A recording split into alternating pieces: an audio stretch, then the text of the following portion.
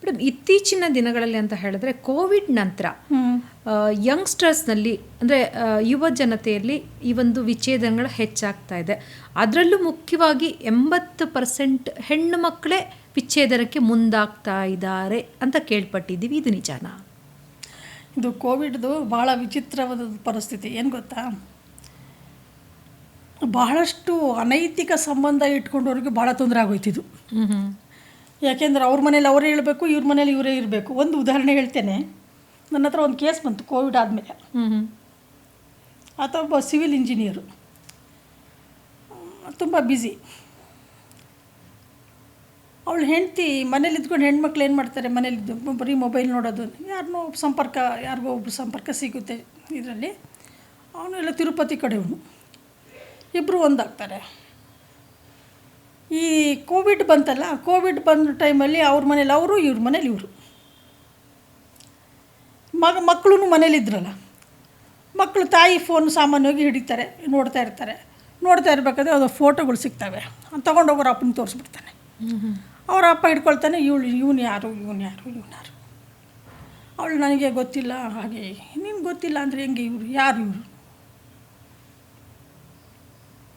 ಕೊನೆಗೆ ನನ್ನ ಹತ್ರ ತೊಗೊಂಡ್ಬಂದರು. ನಾನು ಅವರಪ್ಪ ಅವಳನ್ನ ಕರೆಸಿ ಎಲ್ಲ ನೋಡಿ, 13 ವರ್ಷದಿಂದ ಸಂಬಂಧ ಇಟ್ಕೊಂಡಿದ್ದಾಳು. ಗಂಡನಿಗೆ ಹೇಳೋದು, ಮಗನಿಗೆ ಸ್ಕೂಲ್ ಹತ್ರ ಮೀಟಿಂಗ್ ಇದೆ, ಪೇರೆಂಟ್ಸ್ ಮೀಟಿಂಗ್ ಇದೆ, ಸ್ಕೂಲ್ ಹತ್ರ ಹೋಗಿದ್ದೀನಿ ಅಂತ ಹೇಳೋದು, ಎಲ್ಲೋ ಹೋಗೋದು, ಆ ಥರದ್ದೆಲ್ಲ.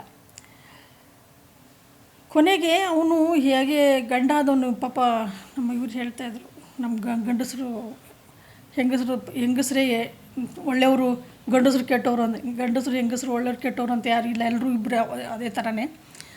ಈ ಹುಡುಗಿ ಅವನೇನು ಮಾಡ್ತಾನೆ, ಅವಳ ಲವರು ಅವ್ರಿಗೆ ಹೇಳಿರ್ತಾಳೆ, ಇವಳು ಹಿಂಗಾಯಿತು, ಹಿಂಗೆ ಪರಿಸ್ಥಿತಿ ಹಿಂಗಾಯಿತು ಅಂತ.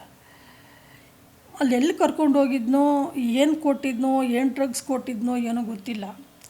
ಅವಳದು ಏನೇನೋ ಬೇರಿಂಗ್ ಫೋಟೋಗಳೆಲ್ಲ ತೊಗೊಂಡ್ಬಿಟ್ಟಿದ್ದಾನೆ.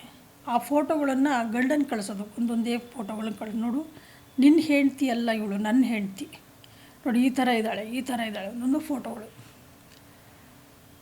ಕೊನೆಗೆ ಈತನಿಗೆ ಹೆಂಡ್ತಿ ಬಿಡೋಕ್ಕೂ ಇಷ್ಟ ಇಲ್ಲ. ಯಾಕೆ ಹೆಂಡ್ತಿ ಬಿಡೋಕ್ಕೆ ಇಷ್ಟ ಇಲ್ಲ ನಿನಗೆ ಅಂತಂದರೆ, ಮಕ್ಕಳಿಗೆ ಗೊತ್ತಿಲ್ಲ ಈ ವಿಷಯ, ಇಬ್ಬರು ಜಗಳ ಆಡ್ತಾಯಿದ್ದೀವಿ, ಗೊತ್ತಿಲ್ಲ. ಆದರೆ ಮಕ್ಕಳಿಗೆ ಗೊತ್ತಾದ ಮೇಲೂ ಸಹ ಅವಳು ತವ್ರ ಮನೆಗೆ ಹೋದ್ಲು 1-2-3 ಸರಿ. ಒಂದು ಮಾಡಿದ್ವಿ, ಚೆನ್ನಾಗಿದ್ದರು. ಮತ್ತೆ ತವ್ರ ಮನೆಗೆ ಹೋದ್ಲು, ಮತ್ತೆ ಅವನು ಬಿಡ್ತಾಯಿಲ್ಲ, ಇವತ್ತಿಗೂ ಬಿಡ್ತಾಯಿಲ್ಲ. ಹಾಗಾಗಿ ಈಗ ಅದು ಮೊನ್ನೆ CCBಗೆ ಹೋಗಿದೆ ಕೇಸು.